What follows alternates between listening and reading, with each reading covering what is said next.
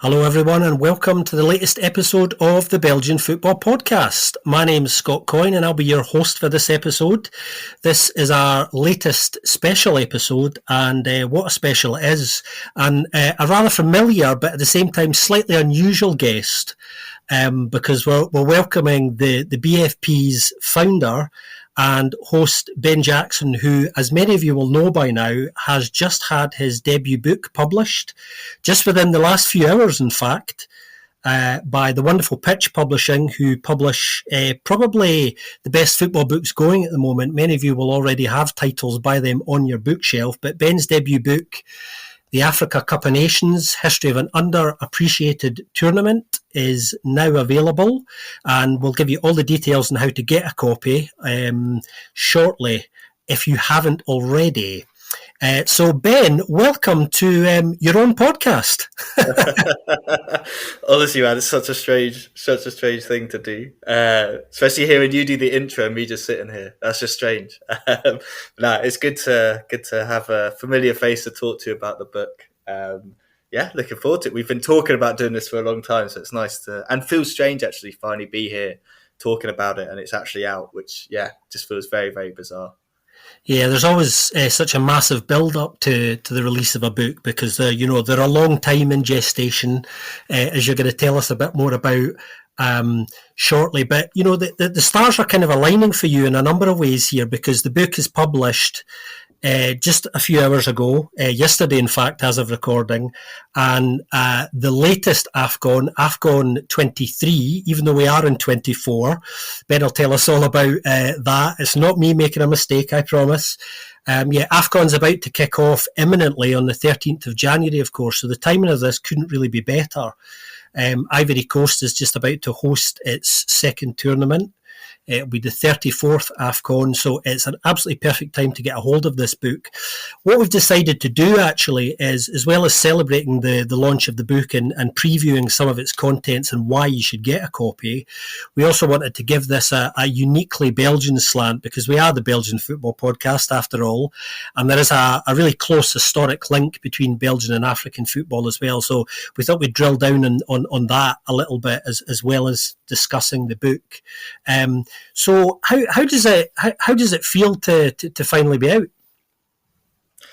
Yeah, well, it's really, really strange. It is really, really strange, especially like waking up on New Year's Day and being like, my book's out today. But all the shops are closed, so you can't go and find it or do anything about it. It's just kind of, it's there somewhere. But no, it is kind of that strange feeling of like, you've reached the end of like a process that's been going on for quite some time. And it's like, I really enjoyed the process of it. And it's actually left me feeling a little bit empty when it finished and I handed it in, because it's like you've done something, you finished it now, and it's like, okay, now what? Like, because I finished it a couple of months ago and then handed it over to Pitch, and they've done like the fantastic work that they do in kind of cleaning everything up, making sure you've made the like kind of named people right and done all that sort of stuff, like really, really thorough. And then it's just that's it. You it's coming. You're kind of going back and forth about a title, and then it's not a title, the images and stuff like that, and then you're like, well, now what? Like, I'm just waiting for this thing to come out, and it's just the slow build-up. But it's nice, and it's like, I'm obviously buzzing for the tournament. Yeah, the year thing, confusing for everyone, confusing when you're trying to write about it as well, because you're kind of referencing dates, but you're also referencing a tournament that's like a year out of date, because this isn't the first time this has happened. I'm hoping people enjoy it. I think that's kind of the other thing. You kind of, it's out there now. You're kind of waiting to see, do people actually like this? Like, do people actually enjoy this? Like, is it what people are expecting? Is it not what they're expecting? Like, that's the whole kind of, because I know what I've written and I've known kind of like how I've told the story, but there's so many different ways to tell the story of AFCON. Like, there's not, what I've said is not the only way. There's stuff I've definitely missed out because of limits and stuff, and I'm sure we'll probably touch on that, but it's kind of like now you're waiting to see if people actually like it, and if they don't, you're kind of a little bit terrified, because obviously, especially as it's the first book as well. Because like, for me, it's like, like do people enjoy how I write? Do people like what I've written? Like, it's quite interesting, especially with some of the books from Pitch that people would have read before. Like, the quality is really, really high. And maybe we'll touch on a couple of books that kind of inspired me to do this one. But some of the like most of the stuff I've read from Pitch, I'm always coming out of it thinking, this is well researched, but also really well written. So you're hoping that people read this and think, yeah, this is another great pitch publication, rather than like, oh, like, this isn't quite what I was looking for. But that's just kind of the way I look at lots of different things. So fingers crossed people will actually enjoy it. Well, I'm sure it'll be very positively received because a book like this is long overdue. There are some other books in English on elements of African football, but this is really the kind of first book in English that takes the history of the tournament, both the football side of things, but also the politics, because obviously you've brought these two together in the book, which is one of the things that I like most about the book, because this is the old argument about, can you separate football from politics? I think we would both probably agree you can't, and you shouldn't. And this book kind of celebrates that, but also brings out lots of hidden histories as well. So in terms of the seeds of the book, tell us a little bit about the background to that, because you're no stranger to African politics and sociology, really, are you? No, yeah. So for those that don't know, there are probably a lot of people that don't know, because it just is what it is. But yeah, so my kind of degree was in African politics. I did my master's at SOAS in London, in African politics. Kind of it's like a long kind of running story that stems from basically in 2011 I visited Sierra Leone, became fascinated in the country, and it was a footballing trip that we went on. Like, we went there, just a random group of friends. It wasn't like a externally organised trip that you get from like World Fit Challenge, I think it's called, and stuff like that. This was just one of our mates had a family friend who was an air hostess, who made friends with some priests in Sierra Leone, who then invited us over to do some football coaching in the local village near the airport. And then after that, it kind of spiraled until, eventually I did this master's in African politics. And it's also kind of where my interest in Belgian football comes from massively, is because of the African angle, like you mentioned, Scott. And we'll definitely talk about these close links and how a lot of players have come and started their careers, especially from Africa, in Belgium. Like, it's a really, really strong kind of link between the two. So I've always been interested in like the African politics, African history, African football. So you bring them all together, you get AFCON, basically. But in terms of writing a book, it actually comes after we had that really great chat with James Kelly about his book Golden. And if you haven't read that, you really need to read it. It's a fantastic book on Belgian footballing history. And just like hearing how he talks about the process of it all and working with pitch and stuff, I was like, I'd love to do something like that. And I'd love to do something on something I'm passionate about, which is African history. I've always been wanting to write some stuff on African history. So then I went looking to see, like, has anyone written about the history of AFCON, not in English? There's a German book, and then there's I can always forget his name, but there's a really famous guy. I think he's Tunisian or he's definitely or Algerian, who just watched the tournament during the 80s and 70s and 80s, and he just explained everything that was going on, but nothing in English. So obviously you bring that into it. And then I think as well, for like AFCON, and you're seeing it already in terms of this year, it's like it's always been considered more of a nuisance than like a celebration of football internationally. It's always been seen as like, oh, it comes in the middle of our European season and it disrupts everything, blah, blah, blah. And they did try to change it. They tried to move it to the summer, but the climate just doesn't work for that, which is why you've now got this tournament that says AFCON 2023, but it's taking place in 2024. You had the same with Cameroon, the previous tournament. The name was already there because it's already sponsored. Like, the sponsorship's already there for the name, but they just move it to the next year. So it's this really weird situation. So this is AFCON 2023, but it's in 2024. But there's no kind of like celebration that, in terms of like, oh, this isn't it great that these players are going to represent their country? It's more, isn't this annoying for the domestic side? Like, we've seen it in Belgian football already, like Hein van Huyzenbeek at Ghent already kind of bemoaning not getting any compensation. But then Union put out a tweet saying, congratulations to Lazar Armani, like, so proud of you getting to go and represent your country. So it's kind of like, we could slowly get there. And it's nice to see there is kind of a pushback from people, especially kind of in the social media football kind of sphere, on like, we need to respect these tournaments more, like the AFCON and the Asia Cup, and just appreciate that these are some of the best players in the world, but they're getting to represent their country. And it's that I found came out a lot during, like, looking back over the tournaments, listening to kind of even just press conferences and hearing players and coaches speak about how important this is to them, to play in this tournament, to represent their country in this tournament. And I think trying to show that through the book as well, to be like, look, this isn't just some Mickey Mouse tournament that everyone kind of routinely takes the mick out of, because you again, like, kind of, you'll see, and we'll see it during this tournament, you'll notice it as well, like there'll be videos popping up of something bizarre happening in African football that would have maybe happened a decade ago, but then one of those like clickbait accounts will be like, look what's going on over in the Ivory Coast during this AFCON tournament, and it's like, well, that's actually not going on now, and that happened 10 years ago. Like, it's just, and I've seen it, like, it gets regurgitated and regurgitated. So that's why I call it underappreciated in terms of a tournament, because while there's lots of people who, like me, like enjoy watching African football, people within the continent obviously are passionate about this tournament. Like, there are still discussions within in the countries themselves about whether it should be every 2 years, whether it should be this and that, because obviously you've got massive European football followings, but I think it deserves a lot more respect in terms of its quality, in terms of kind of how important it is to the players and the coaches and the fans. And I think that's kind of where I was like, yeah, this needs to be written, because this tournament deserves its own kind of appreciation as a historic tournament alongside the likes of the Euros, Asia Cup, World Cup, like all these big international tournaments. Like AFCON is one of these, and it deserves its kind of place there. So yeah, kind of long-winded way of saying, like, all these kind of ideas came into my head, and then you start writing it, and then you're kind of starting to get what someone I work with, an academic I work with, always calls it kind of imposter syndrome, where you're like, why am I writing this? Why is it me telling this story? Why isn't anyone else telling this story? And that was really, I found that really difficult to deal with, because I was like, why am I doing this? Like, this is for me just a passion project that I'm enjoying, and it's something like I get to do, and I get to learn the history of the tournament myself while writing it. But it's like, am I the right person to do this in this age where it's kind of like white power and all that sort of stuff? And yeah, as a white man, should I be writing the history of an African football tournament? And I don't have the answer to that question, in terms of I've never really come to that conclusion whether that was the right thing or not to do.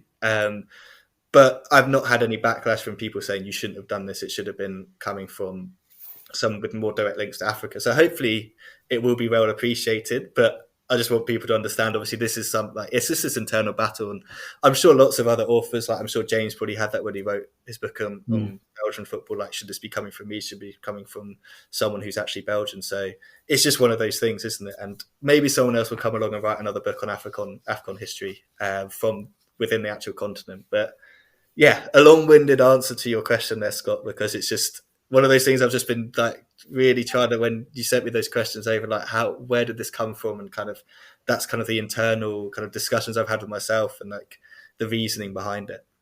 Yeah, it's really interesting a lot of what you were saying there, Ben, because you know, you're talking about the emphasis on the tournament being underappreciated outside of Africa generally, which I think most football fans would agree about.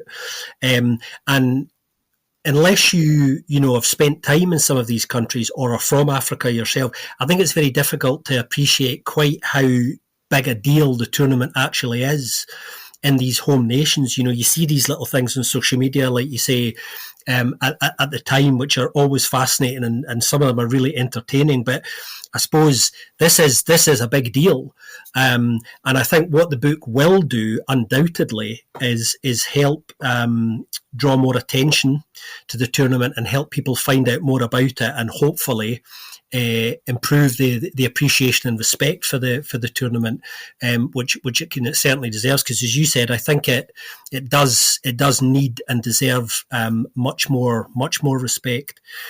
So, in terms of your kind of process with the book, how did you basically decide to approach it sort of structurally? Because obviously it's a huge subject. So how do you pick that apart? Really difficult, really difficult. I think what people hopefully should remember, if they do get it and they read it, is like, you may be like, oh, where's this team, where's that team, and it's like you're given a limit on how much you can write. And I went over, like, pitch were like, this is how many words you've got to use, like, this is a framework. And it's like, you do have some leeway, like people that have done university essays, you always get a little bit of leeway, but I was going over because I was like, there's just so much incredibly interesting content here. And I think it probably speaks a little bit to, I think, like, from, like, if you think about it, like me and you, obviously, Scott, we are English or UK based people who are very interested in Belgian football. That's quite niche. So we kind of, there's tangential things like if someone says something, we're like, oh, that's really interesting. Let's kind of tangent that towards kind of what we're interested in. So I'd be writing about one era and I'd see a player name come up and he'd have played for like, especially with the Belgian, there's always players playing for like Eintracht Aalst. There's so many random players playing for Eintracht Aalst, and I'd just be like, what is this about? And then I think I was sending you guys like, who is this team nicknamed the Onions? Like, why have they got so many African players? And it's like, no, right, back to the focus, because not many other people care about the Onions. Like, they'll care more about the player and what's happening in that. So I had a really good chat, I think, with Peter Alagai, who is I think he's a professor in football history, especially African football history, over in the States. And he was saying that how just try and remember what people will want, people will find interesting, and make sure it tells that narrative and it is interesting to people. So I was like, okay, like how do I structure this? I wanted to do it chronological because I thought that's just the easiest way to kind of map everything out. But unfortunately, because of the way I did it, a couple of teams miss out. So Tunisia and Morocco, they've won a tournament each, but I didn't quite find a way to fit their wins in because it didn't really work.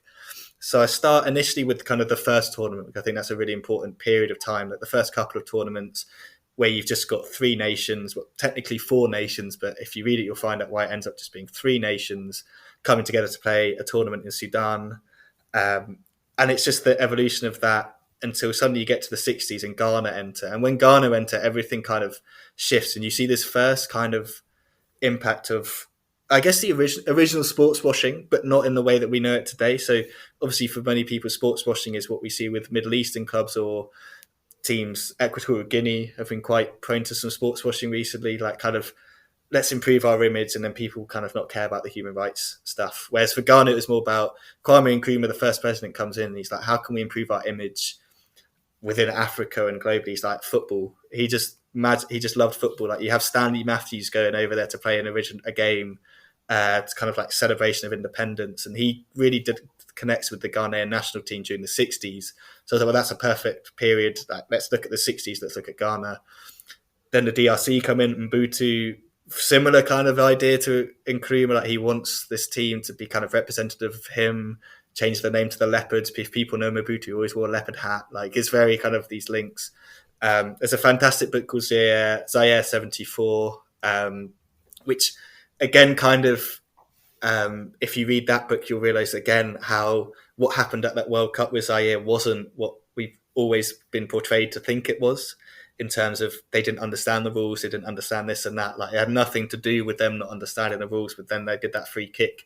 It's the political background stuff that's going on with Mobutu. But I wanted to look at the 70s. I wanted to look at Zaire because I think they're such an incredibly important team, especially when it comes to like sub-Saharan Africa and how they make the World Cup. And Ghana, in my opinion, probably should have made the World Cup, but the kind of football was very much against Africa at that point, especially FIFA, Stanley Roos very much against kind of the development of African football. They weren't allowing them to kind of connect. So we start there, go through to the 70s. Then we get to the 80s, has to be Cameroon. I was like, Cameroon they were the team of the 80s, Roger Miller, all those guys. Unfortunately, Cameroon then miss out a bit later when we have a really dominant 90s, 2000s Cameroon team.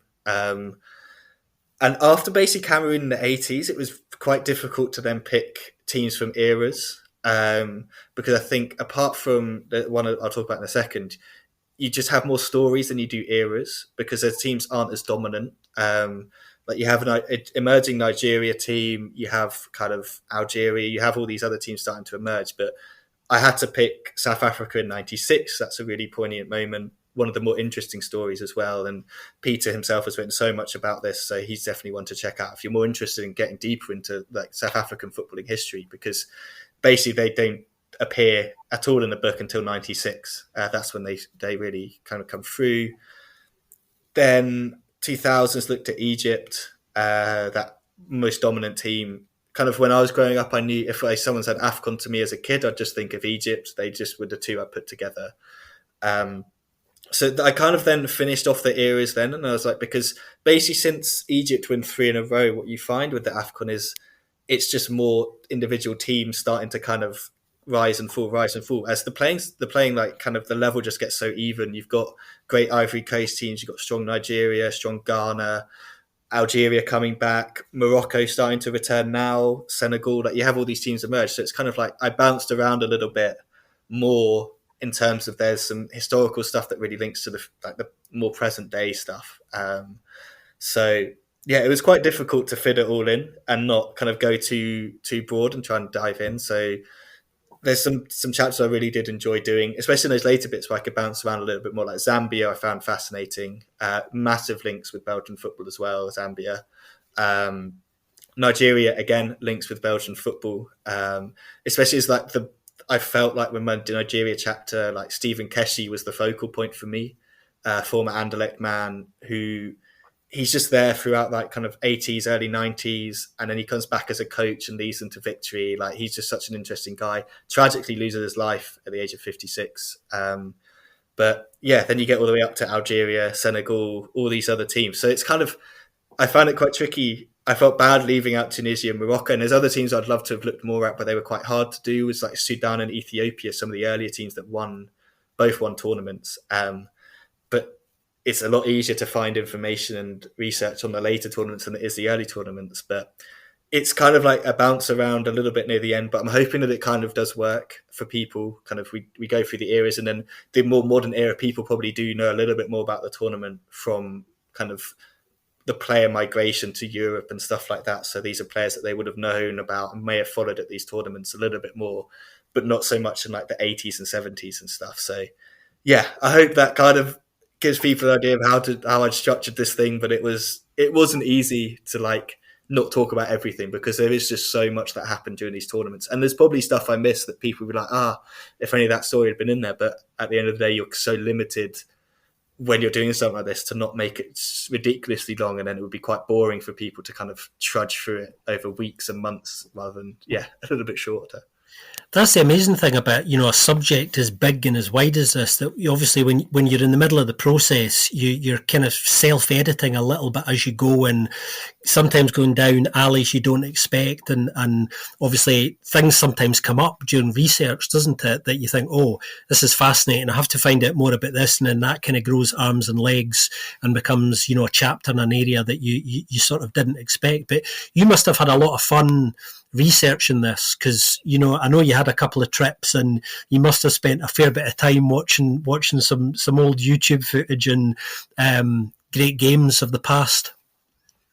Yeah, no, 100%. It's great that I don't know where these people get these like images and the video from these games, but massive thanks to them. Like lots of accounts that I can't pronounce because a lot of them were in kind of Arabic. I think it was a lot of Moroccan, Algerian, and Egyptian accounts on YouTube that just had all the tournament available to them. So that was always really, really fascinating. There is some footage from those really early games and like some ridiculously good goals. And yeah, I did do a couple of. So I went to Zurich, of course. Like, why wouldn't you go to Zurich if you're researching on African football? But the FIFA Museum, they fantastic people that work there in the library section. And if you ever do want to do a book or anything like that, definitely reach out to them because they were just amazing. I kind of got in touch with them and they just brought out boxes and boxes and boxes of kind of like correspondence between FIFA and CAF, but also like old programs, old match reports, like really, really retro match reports and stuff, which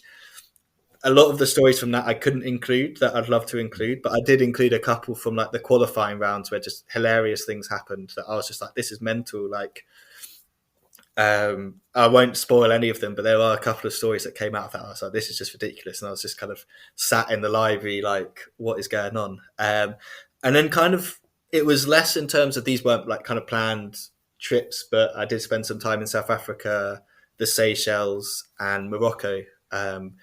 Not in terms of directly for writing this book, because unfortunately I don't have all the money in the world to do something like that. And obviously I'd have loved to have traveled to all these countries, but it's just not feasible in this situation or in the position I was in. But while I'm in these countries on doing other things, it's kind of like speaking to people and kind of like you get kind of the idea of how people view the tournament, how people view their national team. Especially in the country like the Seychelles, I found that like it was very easy to get places. Like we ended up going to the FA, went into the national stadium, and it was just like as if like, it was just a very normal thing. Whereas obviously Morocco is quite different. Where speaking to guys in Marrakesh in the souks, kind of in the football shirts shops and stuff like that, kind of like seeing who they think is going to win the tournament, what they think of like Morocco's footballing history. Like it is really interesting. And then with South Africa as well, like I was quite lucky. I've got some colleagues who are South African, and through that, like a project that I do at work, there's some Ghanaians as well. So I was speaking to them kind of about the older players, the older generation of players, and kind of hearing the theories on how such and such his dad was always a better player than his son was, but his dad just played like the local league sort of level, not even like Ghanaian Premier League, just played local league, but he was great and he could have made it, but he didn't because the time period was different and stuff. So yeah, it was really interesting speaking to people. I'd love to have spoken to way more people than I was able to, but it's just kind of, I found it quite difficult at sometimes trying to like convince people to give up their time, and it's quite difficult when you're not really able to give them anything in return, especially within footballing circles, which can be really closed. And we've known in when we've done our Belgian stuff, like you're very reliant on people being willing to give you the time of day, willing to open the door for you. And lots of people were, but not all the time. And that's where, obviously, kind of going back to the Belgian stuff, that's where what's been so great about for us doing this podcast, isn't it? It's just like lots of teams have been really open to us, and that just makes it worthwhile because we don't like kind of feel like obliged to give them anything in return. It just helps us. It helps them like push their team and stuff like that. So yeah, that has been quite interesting in that sense of like how much access can you get, and now you're probably more likely to get access now that you've had the book published and stuff like that, and you're kind of a little bit more credible. But it's kind of like, it'd been great to have been more credible a little bit earlier to get kind of the chat and stuff that you want. But it is what it is, and it's just kind of, you can still get people's opinions. It's just you get them from press conferences, you get them from interviews that they've done with other people, and it's kind of that secondary source research. But that's where sitting in the FIFA Museum and doing that kind of first-hand research, looking at kind of the correspondence, looking at these match reports and kind of all these other things, it was fascinating to kind of see the evolution of African football, the evolution of CAF, and the relationship between the two bodies. Very, very different back then to how it is now, I'd definitely say. Yeah, I remember when you were doing that research, which, well, would be months ago now. I remember you getting in touch with me and Joris going, you guys, you won't believe what I've just kind of come across, pulling things out in that archive. And that's one of the joys, I think, of researching a book. It's those little surprises and those little bits of actual living history that sometimes you get in your hands as well. One of the things I love about the book actually is, as I was saying back at the beginning, the way that actually you combine a broad sweep chronological history of the tournament with the politics in these individual countries as well, and how that's kind of impacted the tournament. You were talking about your own background in African politics way back at the beginning as well. And was that a deliberate choice before you started any of the writing that you thought, I'm going to take this approach, I'm going to tell the story of the history of the tournament, but I'm going to get in as much of the political situation in each country as possible because you can't separate them? Yeah, I think like looking back, I'd probably like to have done it a lot more, but it's kind of then what it is kind of like knowing who wants to read this. Is it just football fans? Is it people that are interested in African politics? Is that sort of like kind of, I don't want to bore people with the politics, but then I think people have to remember that this tournament is kind of emerging and developing over a time period where lots of African nations are like kind of coming out of the colonial era. They're fighting for their independence. They've gained their independence. And these like kind of African leaders have now inherited these states that never actually existed before the colonial period. In many cases, like the boundaries are artificially kind of put together, and now you've suddenly got a country, and it's like, well, how do you govern a country? And I think everyone knows that football can bring people together. Like it can push people apart, but it can bring them together. And it's kind of like lots of these teams will have brought lots of different groups of people together in so many different ways. Especially there was like looking at one of the Cameroonian sides, and they call up a guy that's playing. I think it was like Nicham. I think he was playing in England. He was like one of the only English speaking players in the Cameroonian side, and it's interesting to hear like kind of how he talks about it. And especially now, like if people know about Cameroon, there is this kind of conflict between the English speaking regions of Cameroon and the rest of the country, which goes way, way back to the kind of like or just like post World War II, when they're kind of deciding which part, like they could have joined Nigeria, but they end up staying with Cameroon. But it's kind of you can't really talk about the tournament without it, because you've got these big characters like Kwame Nkrumah, you've got Mobutu, Colonel Gaddafi. I think a whole book could be written about Libya under Colonel Gaddafi and the football. His sons were always involved in football. He liked football in the sense that he liked the physical benefits of football, but he found watching it to be the most pointless thing ever. I think he writes it in his green book. He was just like, it's such a waste of time. But then he goes and hosts the tournament, and he's like, this is great. That boosts the image, because Gaddafi's all about this kind of. He wants to be kind of the president of the United African kind of states or whatever it is. He's like always what he did always want to be kind of this like big leader in Africa, which he kind of was. But Libya then get to the final '82. They don't win. But then they just kind of disappear. They never really come back again. And it's kind of like, it's just fascinating that you can't ignore these guys.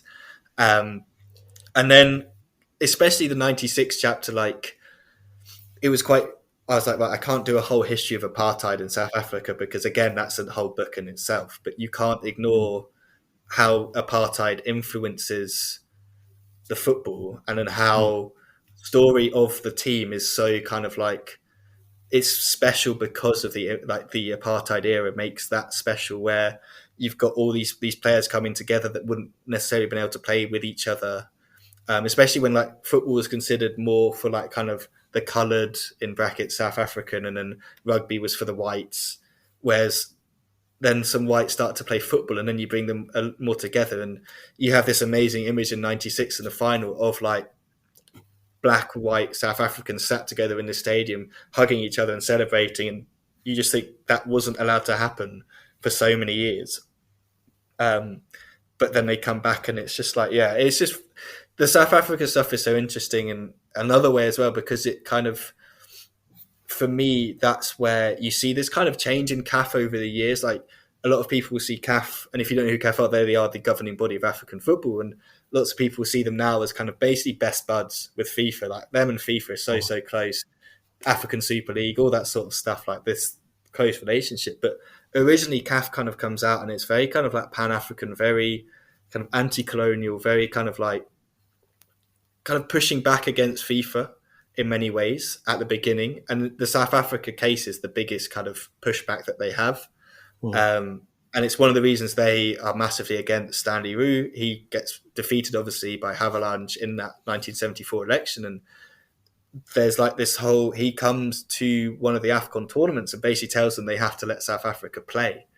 And they're like, there's no way we are doing that. They will only send a white team, or they'll only send a black team. We will not allow that to happen at this tournament. So the South Africa chapter, you just can't ignore it. So hopefully, like, people will get a little bit of interest in that if they are interested in it, but it's not completely fully all about the politics. There's a lot about the football as well, but you just can't ignore certain elements of it, because, yeah, like I said, like, as the tournament develops, these countries are emerging and becoming part of the tournament, and it's because they're decolonizing constantly over time, and things are happening constantly over time because of colonialization and kind of the after effects of that, which impact the tournament.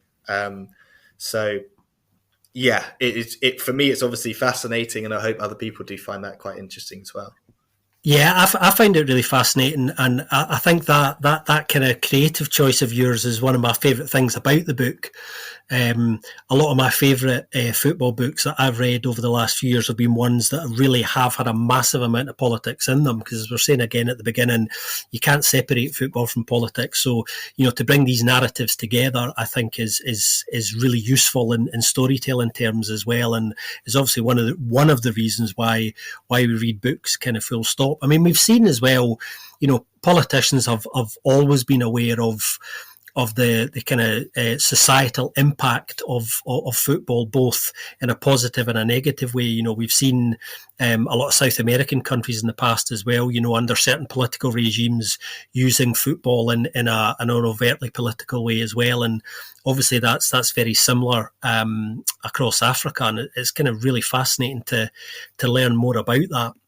I was teasing way back at the beginning about how we were going to celebrate the kind of close links between Belgian and African football, because this is not a new relationship. This is a very long-standing one, isn't it, Ben? And tell us a little bit more about that, because those who follow a little bit of Belgian football, or as much of it as certainly we do, will have heard of things like the Ebony Shoe, which is, of course, Belgium's annual award, which is given to the best player of African origin playing in Belgium in that year. So, Belgian football has long recognised the importance of its African connection and its African roots. And of course, there's a big element of, and you'll be able to tell us a little bit more about this, the kind of colonial links as well are massive in here. Obviously, Belgium had its own kind of colonial empire up until relatively recently still. Obviously, the main one being the Belgian Congo, between sort of 1908 and 1960, and then you've got control of what is now Rwanda and Burundi between the 20s and the early 60s, and then there's that little area, that province in South Sudan as well for a 15-20 year period. So colonialism is a big factor in the relationship, and then there's the migration. And I was just thinking about this today, actually, Ben, when I was doing a little bit of preparation, and I was forgetting how important this relationship is even now, because when you look at the Red Devils team even today, there are some real stars in there who are players of African origin who've chosen Belgium as their home. Many of them obviously have dual nationality, but obvious examples: Romelu Lukaku, Jeremy Doku, Amadou Onana. There are some massive Belgian superstars there who Belgium, have benefited from the long-term historical effects of, obviously the colonialism and family migration as well. And one other thing that did pop into my head today was Paul Bonga Bonga, of course, who is credited with being one of the first African footballers in Belgium. There's a little bit of doubt over the dates of that, of course, and in a way it doesn't matter, but Paul Bonga Bonga comes from DR Congo, playing for an African team. The famous story about that team playing Standard on a tour in Belgium, Standard going, oh, hello, this guy looks quite good. And before he knows where he is, he's joined Standard Liège in 1957, just before the Belgian Congo ends as a kind of colonial empire. Spends 6 years playing for Standard Liège, then another 4 playing for Charleroi. And some people see him as being the spearhead to this story, but he isn't in a lot of ways. But yeah, there's so many interesting kind of links there. Tell us a little bit more about that, because we hint at it a lot, but don't get a chance really to talk about it. Yeah, like Paul Bonga Bonga's like, one of the OGs, isn't he? He's kind of like one of the one that everyone talks about. And it's, I think, for people kind of going like back and back and back, like, so Belgium's relationship with the area, the Congo, is like, it's quite, I don't know how to say this nicely in the sense, like, it wasn't great. Like, let's be honest, like, they weren't, from like kind of everything that I've read and the research I've done and kind of what I've learned over the years, like, it obviously was not, like, colonialism itself, in my opinion, was pretty pointless and terrible, and like a really, really awful thing to have happened, and was just so unnecessary. But we won't get into debates around like all that sort of stuff. But when it comes to Belgium, you've obviously got King Leopold. Before Belgium actually takes over the Congo, King Leopold colonizes the Congo as his own personal fiefdom, basically. Like, it's nothing to do with the Belgian state; it's his.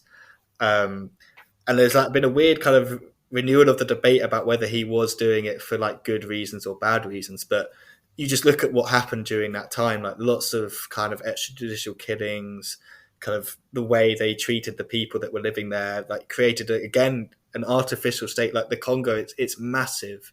The DR Congo, sorry, because obviously you've got the other Congo as well. It's such a big country, and it's just such an artificial state that they created, that's now having to deal with the issues of what they created in terms of that. And then obviously, Belgium takes over, and kind of during that time, there's a fantastic book actually called Congo that if people are interested, they should definitely read, because there are elements of the football kind of side in there. You see like Union go over there and play a couple of games. Like you said, Scott, like Congolese teams would come over to Belgium and kind of do some touring and stuff like that as well. So there was always kind of this to and fro between the two. But then when independence comes, Belgium basically, from what I can remember, just kind of ups and leaves. They just get out. and they just like, okay, yeah, here you go, just deal with all the problems that we've created. Good luck. So then you get to Patrice Lumumba, very kind of a little bit more of a socialist in terms of wanting how he wanted to run the state. He then gets killed. Lots of people say that Mobutu and the CIA were involved in that one. Mobutu basically, when he takes over, that's like kind of where you see a really interesting dynamic in this kind of Belgium Congolese kind of relationship. He decides, if you want to play for the DRC, or Zaire as he calls them at the time, you need to live here, you need to play for a local team. So he actually buys some players back who have gone to Belgium. There was one man he actually couldn't afford, and you think that this man had the whole state behind him. But Julian Kialunda, who goes to Union and he plays for Anderlecht. Mobutu actually, he couldn't afford him. They were asking for like 400 grand in today's money, and he just couldn't get him.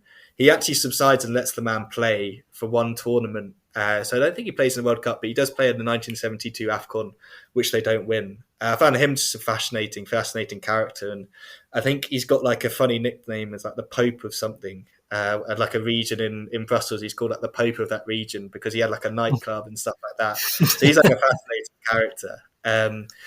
But yeah, it's kind of with like kind of more looking at. I kind of like when you sent this question, I kind of like looked a little bit broader as well. In that it kind of tells the story of the tournament in the sense that those early years, a lot of those players are all domestic players. So obviously, like Mobutu brings them back, and a lot of the players who played in the early tournament, like Congo, the DRC would take a team, Zaire would take a team, and they'd be very much based. Most players would be based there. Nigeria would take a team of home-based players. But as kind of like structural adjustment and that sort of stuff comes in, and these countries start to struggle economically, the clubs can't pay these players what the European clubs can pay them. So initially, the pay isn't. It's just not. The difference maker isn't there for these players to go and play for like a team that isn't massive and can afford to like bring them over. So like you did still get some players going over, and like Kielunda going to play for Anderlecht. That's a big club, but they wouldn't go over and play for like a second division team in Belgium for less money than what they get at home. But then things really do start to change, and then you get what we now have, which is a complete flip of that, which is where most of the players that will go to AFCON would have come from Europe back to Africa to play in the tournament. Which is what Belgium's always like, from what I've read, and like when I've looked at squads that have turned up at AFCON and stuff from like the 80s onwards, like lots of players can get, like it's a lot more accessible to get there. Like Alce, as I said, they just seem to have loads of these players. One player in particular, Kalusha Bwailia, the Zambian, he goes over to Cercle Bruges in the 80s. Literally, that saves his life from something that happens in the 90s. So many more than as looking at other ones. Stephen Keshi played for Anderlecht, played lots of times for Anderlecht, won some trophies while he was at Anderlecht. Obviously then becomes a top level coach. So people might not remember, he actually was the one that got Togo to the World Cup. He then gets sacked because of a really bad AFCON in 2006. They go to the World Cup and they're terrible without him anyway. He then wins AFCON 2013. Then he dies at the age of 54. And it's just, that was really tragic for me following his story. But again, massive links to Belgium there. Daniel Amokachi, another one of the Nigerian guys, scores the first ever Champions League goal. He plays for Club Bruges. There's just so many. There's so many kind of links between the two nations. And I think Belgium is a lot easier for African players, especially players from the DRC, to come to and then play. And then you mentioned as well the players that are there now.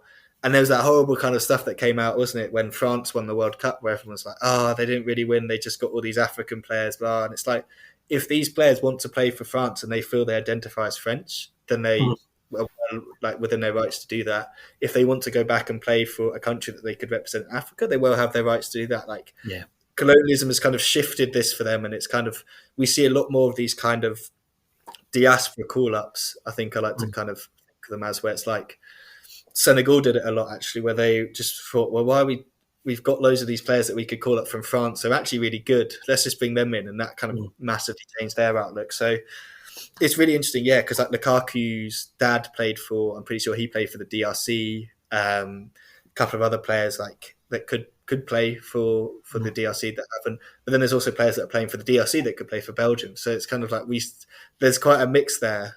between those two, and it's nice to see that go the other way, where players that could play for Belgium but are eligible to play for the DRC then go back to play for the DRC, because it's like, okay, like it's kind of a reverse flow of talent which can help this country, has lost a lot of its footballing talent over the years because they've all like left and stuff. So yeah, I think that's again another reason why I've always been interested in Belgian football, especially over the last couple of years, is because you get lots of African players that come through, and we've seen it increasingly, and we'll talk a bit about it later. Like players from countries that aren't the big countries either. There's lots of players from kind of these smaller African nations that can come to Belgium and make a name for themselves. That's the thing about it as well, isn't it? Because it's like, you're saying lots of young players get opportunities in Belgium regardless of their nationality. Actually, it's one of the great things about Belgian football. It's a fantastic development league, one of the top ones in Europe. Those who know their stuff already know that. But I was thinking about this today as well, and when you think about where Belgium is located in Europe, it's very centrally located. Obviously, you've got France next door, the Netherlands is next door, and essentially the whole of the rest of Central Europe is very easily accessible to you. It's a multilingual country, like a lot in Central Europe, and it has a generally very open society. So it's an incredible place to come if you're a young player coming from Africa and perhaps you don't even speak English yet, for example. It's an ideal place to come learn the European game, because there are elements to European football that are very different tactically and physically to African football, obviously. That's a whole separate discussion, but when you look at the bigger picture, it's a kind of perfect starting point, which is one of the reasons why there's this long historical relationship. And I was looking today, and I think there's between about 70 and 80, give or take a few, because I could have spent all day researching this, but there's round about 70 or 80 African players currently based in Belgium across the Pro League and the Challenger Pro League, and that's second only to France's League One at the moment. It's only been behind that for a few years. So this relationship is really, really important, and it's one of the great things about the book. The book's given us the perfect opportunity to talk about this in a little bit more detail. And the Moroccan population as well. I was having a conversation with another podcaster recently about the fact that Morocco is actually, and this was a conversation about the Red Devils, I was talking about how Morocco is the third largest community, non-Belgian community in Belgium, behind the Italian community, which is incredible. But then you've also got the Congolese community, Burundi, Mali, and beyond. Africa is properly represented in Belgium, and those links now cannot be separated, and that obviously is a beautiful thing, not just culturally but in footballing terms.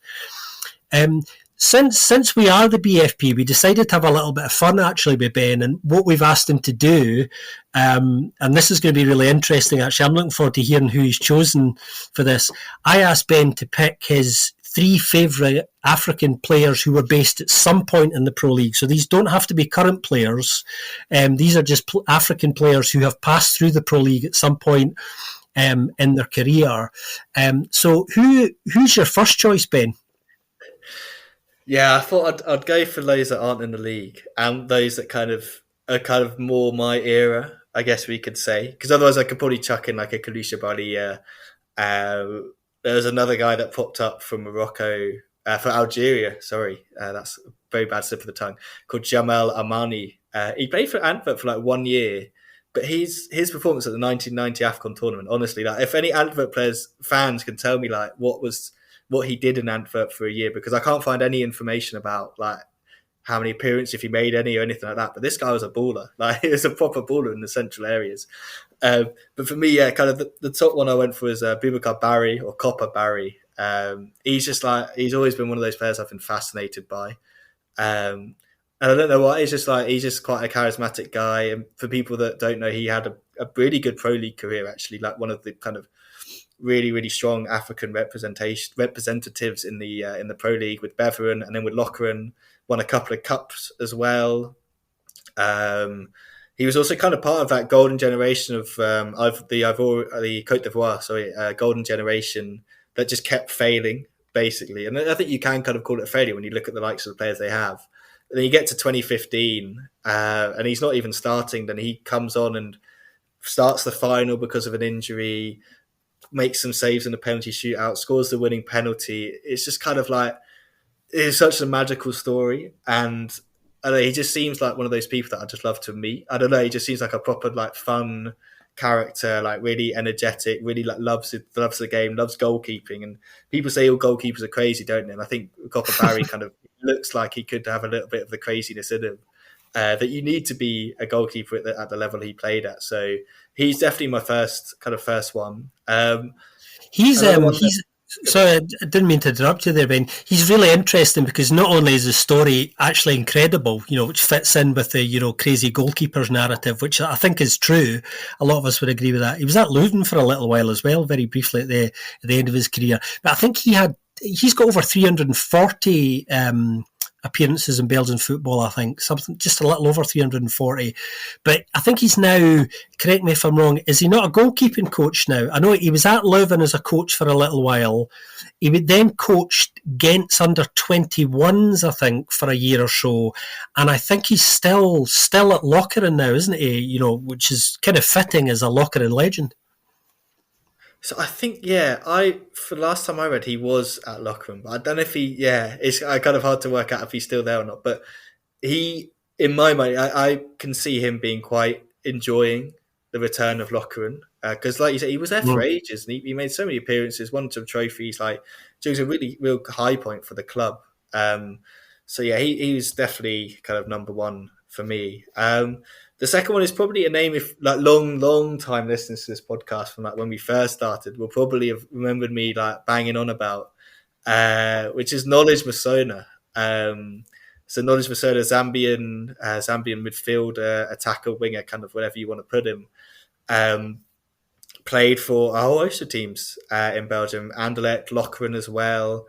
Eupen and Oostend, he had spells all over. He's kind of had some time in Germany as well, but Belgium, I think he kind of had his like real best time. Especially at Oostend, he played quite a bit. I think he's got like 41 goals for Oostend in 112 appearances, 39 goals, 123 games in the Pro League as well. So yeah, Knowledge for me, like Knowledge is one of like it's like as a kid obviously quite stupid, but one of those people like you're playing kind of like FIFA with your mates. And we used to do this thing where you'd like randomize the teams, and once you did hit a certain number, that was the team you had to be. And I'm pretty sure it probably was when he was at Lokeren or someone like Lokeren or Oostend that I like got them for one of our games or something. And you're just going through the squad and you see a man called Knowledge, and you're like, that's an incredible name, incredible name. And since then, I was just like, I'm fascinated by this player. Like, and then I actually watched some of his stuff, and I was like, oh, this guy's great. Like. For me, he kind of, a lot of people when they talk about African players, it's all about power, pace, all that sort of like nonsense. But he was always quite technical, quite positionless as well. I found with him, like you could have had him as a striker, second striker, winger, central, like any of that sort of stuff. And he does get a mention in the book because I couldn't resist dropping him in when talking about Zimbabwe at some point. But yeah, I think 24 goals in 51 games for Zimbabwe.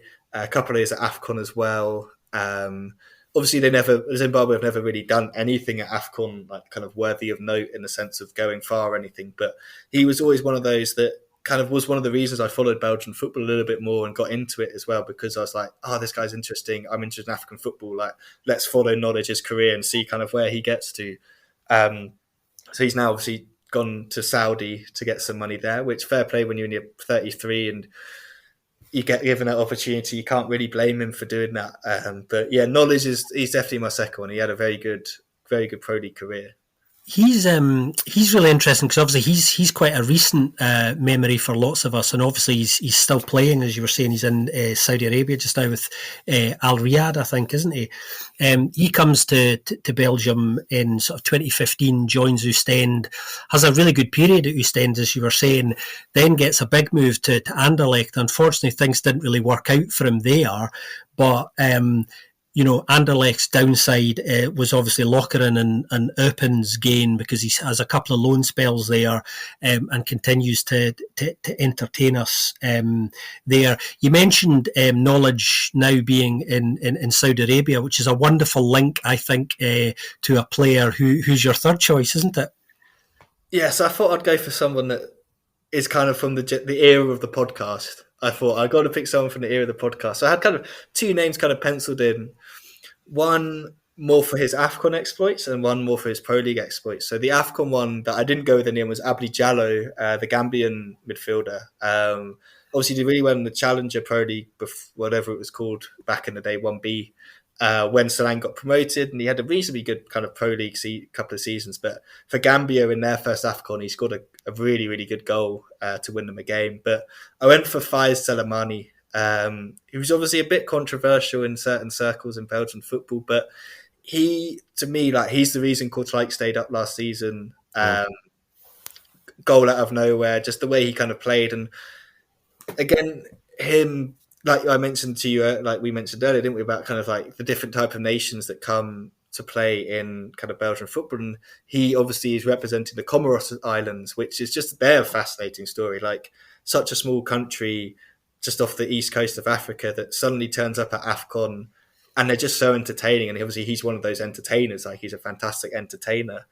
And if people remember, they get to that kind of quarter or last 16 game against the host Cameroon without any goalkeepers because of COVID tests and all that, which I'm sure there's some kind of like some people out there who think that probably wasn't quite legitimate in terms of, suddenly the host nation's playing a team without any goalkeepers. Then they stick the defender Chaka Al-Hadur in goal, who unfortunately doesn't have a Belgian connection. But fun enough, his shirt, so basically, and if people have seen it, it's like sticky taped the number onto the back of like one of the goalkeeper shirts, and then they used like tape to make his name. That shirt's actually in the FIFA museum. So if you go to the museum, they've like framed the shirt and it's up there. Mm-hmm. He donated it to them, so that's was quite hilarious. But yeah, Selemani obviously left the league this last summer, and I think if he was still there, you'd give Kortrijk a chance of staying up. He was that good for them. He was kind of like their talismanic player, and I just loved watching him play. So yeah, definitely Selemani, Abdi Jallo. There's quite a few, but I thought I'd go with those three because they're not in the league anymore. And we'll probably speak about some guys in the league eventually, I'm sure. Yeah, we'll get round to them shortly. Actually, funnily enough, you're reading my mind about what's coming next. Selemani is actually a really good choice, I think, because not only is he recent, as you were saying, Ben, but he could still be in Belgium, which from our selfish point of view is quite frustrating.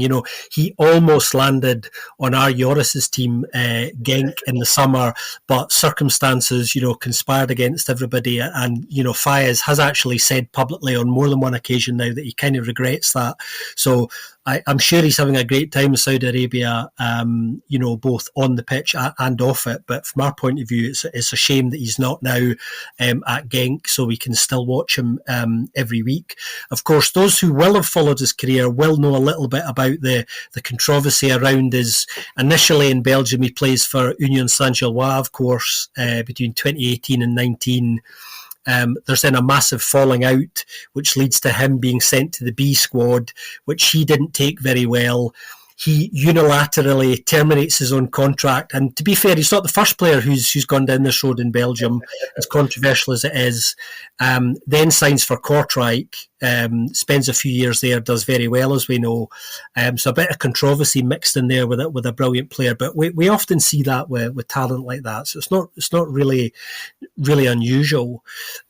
Just to bring this full circle for a second, and you were right there, actually. You just were about to start talking about some of the current African players in the Pro League. Who would you say are the current African-based Pro League players that we should be kind of watching out for at AFCON in the next couple of weeks? Yeah, I think you'll probably know exactly who I'm going to go with first, and it has to be Mohamed Amoura, doesn't it? Like the guy's just destroying Belgian Pro League defenders.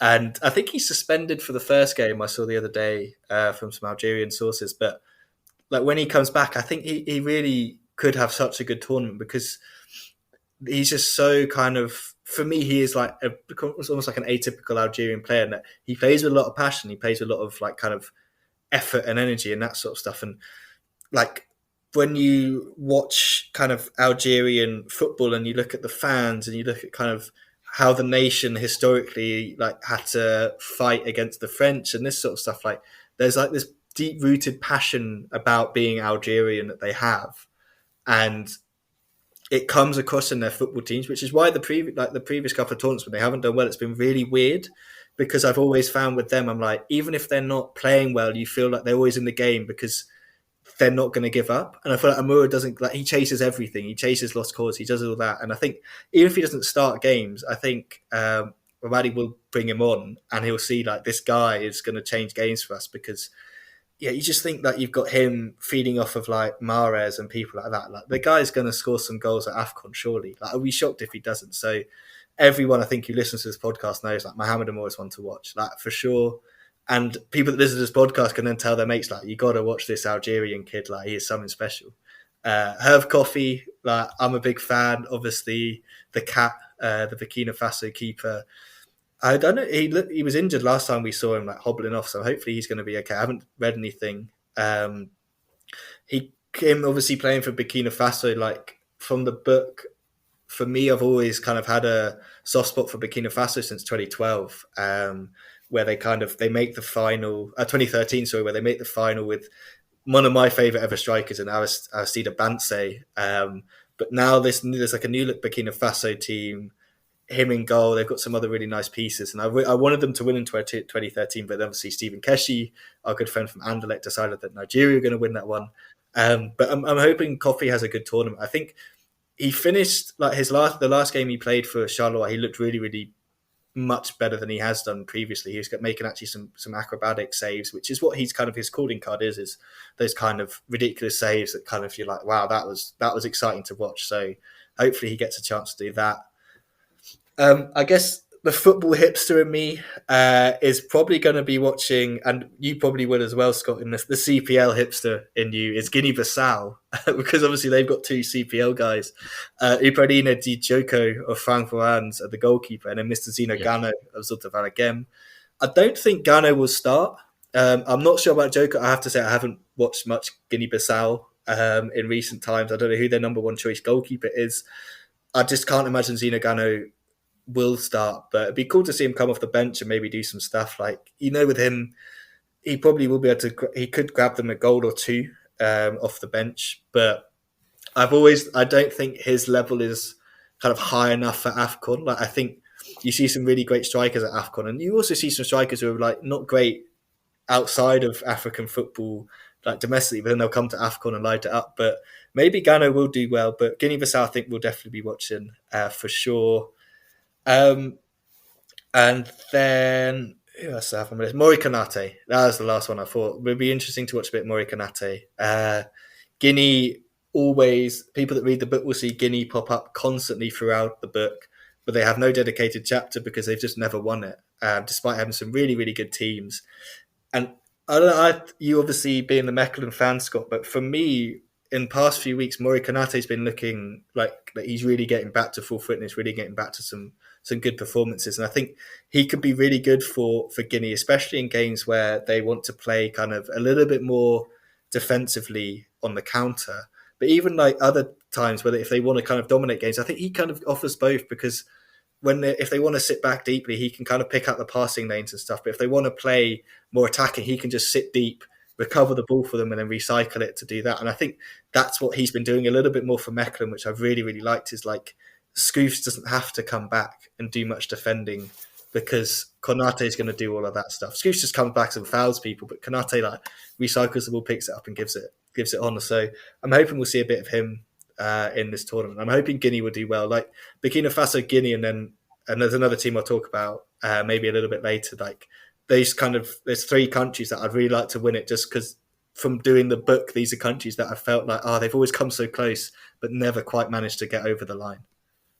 Yeah, some really interesting choices there. Another one I'm going to fling in, just because, he's very hot at the moment, is Genks Bilal El Khanous, improving a staggering rate at the moment. And, the the line breaking passes and the kind of progressive runs he's really added to his game. He's really kicking on at the moment, and he's the sort of exciting young player who I think, given enough game time at the tournament, could be really worth watching. And you mentioned Herve Coffey as well. I think he's going to be okay. I think a little bit of recuperation should see him okay for the tournament. I found it quite funny. I think it was yesterday, Charleroi, who are his club in Belgium, of course, for those of you who know, tweeted a YouTube link to a compilation of all of his best saves while at Charleroi, which I thought was in many ways a brilliant celebration of the cap, but also the perfect send-off to G him up for the tournament as well. Go and check that out, everybody, because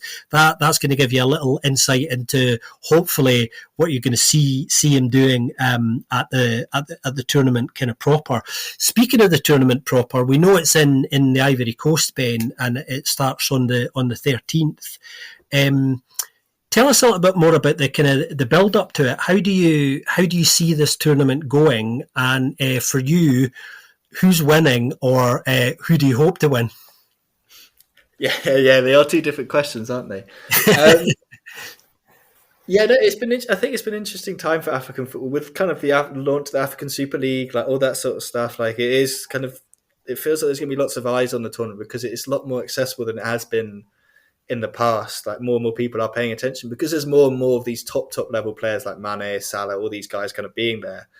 And I think Morocco's World Cup exploits will definitely have helped as well. And I think they will probably be favourites because of that. But kind of looking with like the historical hat on, it doesn't always mean anything having a good World Cup before an AFCON. Like Ghana had that incredible World Cup in 2010, haven't won the tournament for ages. It just didn't mean anything.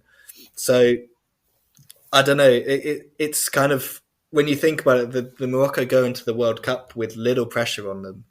Because there's no expectations that they're going to make a semi-final. Like they probably did internally believe like we are good enough, like player-wise they're good enough, but there's no expectations on them. But now they're coming into a domestic or a continental tournament where everyone's going to be like, well, you guys should probably win this now, and you've only won it once.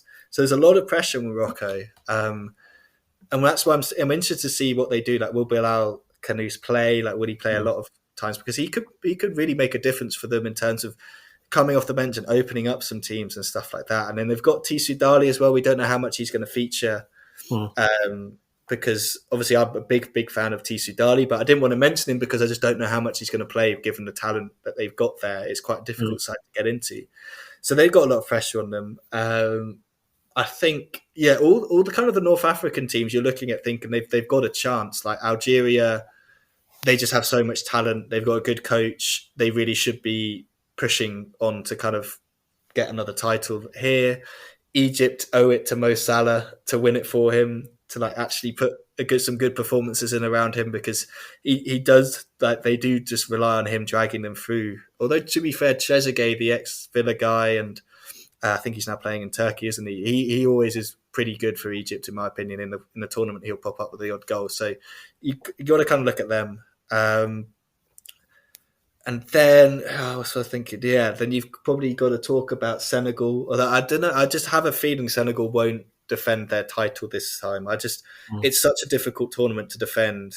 And even though it's every 2 years, it just seems to be like things change so quickly. And no one's defended it for a very long time since Egypt did it in the 2000s. So those are kind of the teams I've put up there in terms of kind of who I think could win it. Mainly the North African teams, I think, have the best chance. On a personal note, who do I want to win? I'd love to see Burkina Faso win. I'd love to see Guinea win. And one team I'd actually love to see win are Mali. Mali have always been, again, another team. They make semi-finals and then they just fall short. They fall short so often, and it's just so frustrating. And especially when they had the great Seydou Keita, the Barcelona midfielder. Lots of people know Seydou Keita and have watched Seydou Keita, and just watching some of his performances at AFCON, you're like, this man he just deserved to win it at least once, get to the final at least once. Like, there was one game, I think in 2010, where they're 4-1 down to Angola with like minutes left, and they draw 4-4, and he's just like dragging them up the pitch and getting things done for them. So Mali, they're quite an unknown in terms of, I don't think they have the top level talent that other teams have, but they have a great shirt. So maybe the great shirt will be the inspiration to go there.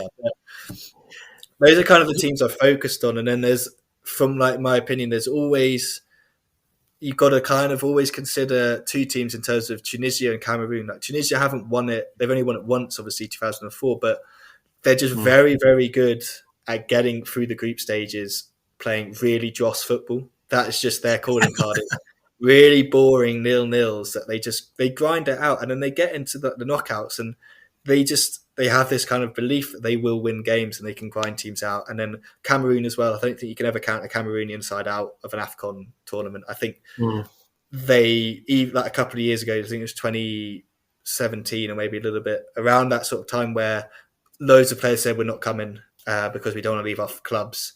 The team that did turn up went on to win it. And it's kind of like that sort of like, you just can't ever write Cameroon off, especially in the Cote d'Ivoire. Cote d'Ivoire could have a good tournament as well. Like they've got a strong team, but I think this is one of those tournaments where it is really, really open.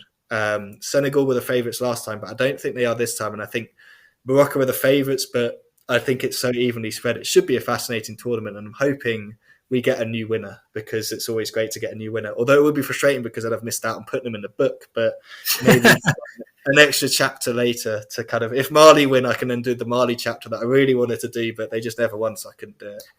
There you go. You heard it here first, folks. There will be a reprint in the future. There's classic updated editions. Yeah. Because I certainly hope that this book is going to become a classic on the topic, because it's pretty special. And one of my memories of it, as a kid of this tournament, watching it, is seeing this kind of faraway land, players I'd never heard of, getting to experience, albeit through the filter of television, cultures that don't get any exposure to you, to any real degree, unless you get to meet somebody from that country. So there was something tremendously exciting about it as a young football fan when I was a kid, and also not knowing a lot about the countries or the teams. So there was this sense of not knowing who was going to win. You kind of knew who the kind of the big boys were historically, like you do, with World Cups and European Championships. But the tremendous sense of the unknown with this tournament, and you talking about it being open there, it sounds like we are back in an era again where almost anything is possible, and that's one of the many reasons why you should certainly watch this tournament. And speaking of watching it, because we're bound to get asked this, and we do want to let people know how to do this, because you really should watch the tournament. How are people going to be able to watch it, Ben? So I'm pretty sure it should all be on YouTube through Sky. I think they're going to show most of the games, although take that with a pinch of salt, because they've absolutely butchered the coverage last time out, until people clamoured for them to actually get co-commentators on. Because I can't remember who the commentator was. It was this poor guy just having to do all the game. That two of them, I think, doing all the games without anyone to bounce off of. And I can imagine that I've done a solo podcast for one of these things, and it's just quite horrible just speaking to yourself for 90 minutes. So fingers crossed they'll get. I think they got. I don't know, maybe they'll bring out Leroy Vassini, or just someone with actual knowledge of the tournament is always quite nice, especially like an ex-player that's played in the tournament, like represented one of these countries, because there's plenty of them out there that could do the job. So fingers crossed it will be kind of good viewing. The football should be, that's for sure. And there's going to be some fantastic podcasts, I'm sure, following the tournament as well. So you can definitely keep up to date with what's going on. BBC Sport actually does have a very good section on African football. Ola Washina is a fantastic reporter, so he's definitely worth checking out if you're interested in kind of checking up on what's going on. So I think Sky for that, and then kind of check out some of the kind of the local reporters and stuff like that, because they usually know exactly what's going on, and some of the times the rest of us don't have a clue over here, kind of a continent away. It can be quite difficult to know, but they've got their ear to the ground. So hopefully it'll be good coverage this year, but just you never know. Yeah, we understand at the moment, and as Ben was saying, this might change, but as of the moment, just a little bit over a week ahead of the tournament, Sky Sports in the UK are planning to show every game. But if that doesn't materialise, then the AFCON YouTube channel, as Ben was saying, is planning to show the entire tournament live as well. So if you're in the UK and you don't have Sky Sports, then that is your best option. But thankfully, there are a few options, because there was a period not that long ago, Ben, was there, where it looked like nobody was going to be sure, how anyone was going to be able to watch it anywhere. Yeah, no, there was a whole. Well, CAF kind of ripped up their contract with I think Sports. Yeah, they just that was all very confusing. It seems like they had everyone was like, what is their plan basically? What are they going to do with this tournament? Yep. Like, why are they making these decisions so late? And I think sometimes you just got to sit back and be like, okay, it'll be worked out eventually. Even if it's on the day, we'll get there. Like even with that, I was trying to watch some of the African Super League and I just could not get that flipping stream to load at all. But eventually it works. So a little bit of patience and we'll probably be fine. But as long as we can watch all the games, that's all I care about. Although it's going to be very difficult juggling the Belgian stuff with the AFCON and trying to remember who I'm talking about. But maybe we can have a little update section on how everyone's doing during the regular episodes. I'll keep an eye out on how our Belgian-based lads are doing over there. Yeah, that's definitely something we've done in the past as well, and I know that's been a lot of fun for you because I know you like to do a lot of tweeting, or have done during past tournaments as well, kind of updating everyone on how our Belgian stars are doing at the tournament. In terms of the book, where do people find you on social media, and where can they get hold of the book? Yeah, so obviously, if you follow our account, hopefully you know how to follow us. But if you don't follow the Belgian Football Podcast and you just listen to this episode, it's at Benjack94 on X or Twitter, whatever you want to call it now. Just buy the book. Yeah, you can pretty much buy it from any bookshop you want, or you can go directly to Pitch Publishing. Yeah, obviously, I feel like I should give a bigger, shout out to Pitch now for obviously letting me run with this. The process is very, very easy. They've been very very, very easy to work with throughout the whole thing. And it's great kind of knowing that you can hand over your work to someone and you know that they're going to really check through it and really kind of put in the quality. Because like we said at the beginning, they are publishing some really, really quality pieces. So if you may be what I was to the James Kelly interview, that you're listening to this, you're thinking, yeah, I'd love to go write a book. Like if you've got a footballing book idea, just take it to Pitch and just kind of give them the idea and kind of let them help you kind of mold it and scope it into something that can become like a reality, because it is a great thing to do. And I think there's so many stories out there, footballing history and kind of stuff like that. And in recent times, we're really getting more and more people. Like it's more accessible to write and it's more accessible to get your stuff published because there are people like Pitch who are willing to give you the time of day, whereas this was a closed shop before. So yeah, if you've got an idea about Belgian football as well, like there's some great stories that you could write. Anything. I think it's just, there's so much good stuff out there that you could do. And I think if you are feeling like you want to start writing, like please feel free to get in touch if you want so many like kind of tips and stuff. I'm more than happy to let you know from my mistakes and all that sort of stuff. Because there's plenty that you make along the way, but it's really rewarding at the end to kind of, and I guess the final thing for me is like you actually enjoy the research side of it as a football fan, because you get to watch old games, you get to learn stuff at the same time as writing it and giving it to other people. So yeah, you're doing the hard work for everyone else, but it's totally rewarding at the end of the day. Yeah, fantastic. And I've really enjoyed actually being able to kind of pick up this apart with you, Ben, because, we allude to African players and the relationship we've been talking about for, over the past hour a lot on the BFP. So to finally get a chance to do a special to celebrate the launch of the book has been really, really good. And I know you're going to be really busy, I suspect, over the next couple of weeks as people's copies start to, arrive through those letterboxes, and people get in touch with you to talk to you about the book. That's just about it. For this particular BFP special. If you like what we do, please do consider leaving us a review on your podcast platform of choice. It helps new people find us and is a nice thing to do. Also, we do currently have a Buy Me a Coffee, which for those of you who don't know, allows you, if you enjoy our work, to kind of support us by making a small contribution that allows us to help keep the running costs of the BFP going. So if you'd like to make a wee contribution to our Buy Me a Coffee, you can do that by following the link on our bio on our social media as well. Take care of yourself, Ben. I will speak to you shortly, obviously, but I suspect you're going to be very busy, as I was saying, for the next little while. And to all of our listeners, stay safe, everybody, and we'll be back with you soon after the Pro League winter break. We'll be back for our weekly BFPs. So until then, take care, stay safe, and we'll speak to you soon on another episode of the Belgian Football Podcast.